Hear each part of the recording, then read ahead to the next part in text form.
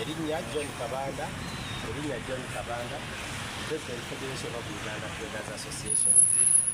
Kuta ambulira bode tugata mu byabusuubuzi olunaku olwaliro tubadde wano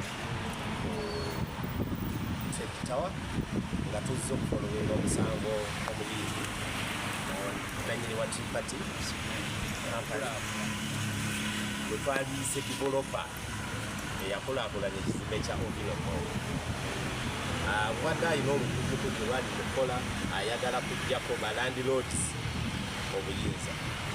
Jjukira balandiroodi essaawa lino wetwogerera be bannannyini kizimbe ekyo ekya Ovino Mall, naye yatunda ate ekintu ng'akyagala n'ojja emitwalo 5 mu nsawo n'ogigabira Samuwan ate ng'okyayagala gibeere gigyo.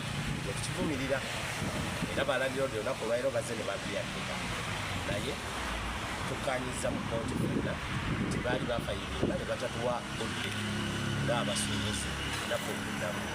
Batulagidde next week okukola reply mu ngeri y'emu batuwe ruling nga batubaliise judgment next week but one ennaku z'omwezi ga 9 ng'abasuubuzi mbasaba musigale nga mukyali bakkalu n'okulangirira obuwanguzi maaso gammwe nti bukyaliwo era bukyagenda mu maaso.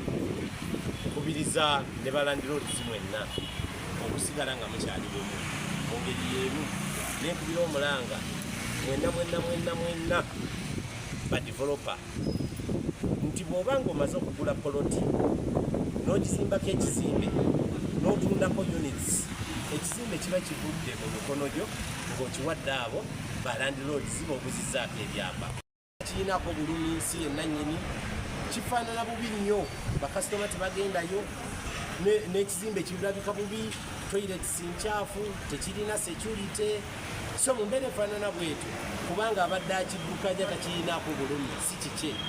Kati bannannyini bazze okulwanirira obwannannyini bwabwe obw'ekizimbe era tubasabira buwanguzi, tujja kubabeera emabega paka ng'ensonga eno owanguddwa oba erinyiddwa ku bintu. Mwebaleke mwebalirika.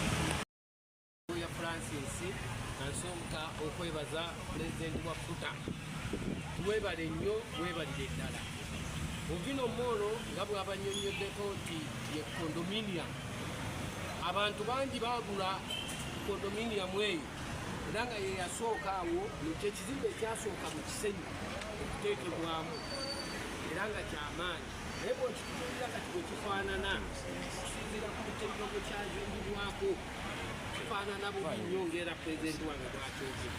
Naye ekisooka okumwebaza okwewaayo n'ajja n'alaba omulanga gw'abasuubuzi n'alaba omusanga gw'abalandiroodi ate naye kennyini n'atwala obuvunaanyizibwa n'agamba nti kaagulemu community era abeere landiroodi. Era tuli naye wano si mu bukyamu naye landiroodi. Naye nsooka okwebaza ne balandiroodi abafuddeyo ne basobola okujja tusobole okutakabanira emirembe gyaffe polopati zaffe ze twagula. Ng'omunyindi abaana be developer, abaana be betubadde bawakanya nga bali mu bintu bye bataakolerera nga babijjamu ssente. Badde basolooza mu kizimbe essente eziyitibwa eza management fee nga zirina kuddaabirizibwa kizimbe naye nga teziddaabiriza. Kizimbe kyatise yatise, kizimbe kituusa okubeera nti kyagala okugwa mu mbeera embi. Kesisitoyi ezimu yazifuula sitowa ng'ataddemu abamu bannaffe ng'atandise okitendali ng'agifudde paaking, ng'akitendalinga waggulu ataddeyo ebintu ebirala bibokula, ng'ataddeyo bisawuna, bataddeyo byuma ebikuba buveera waggulu.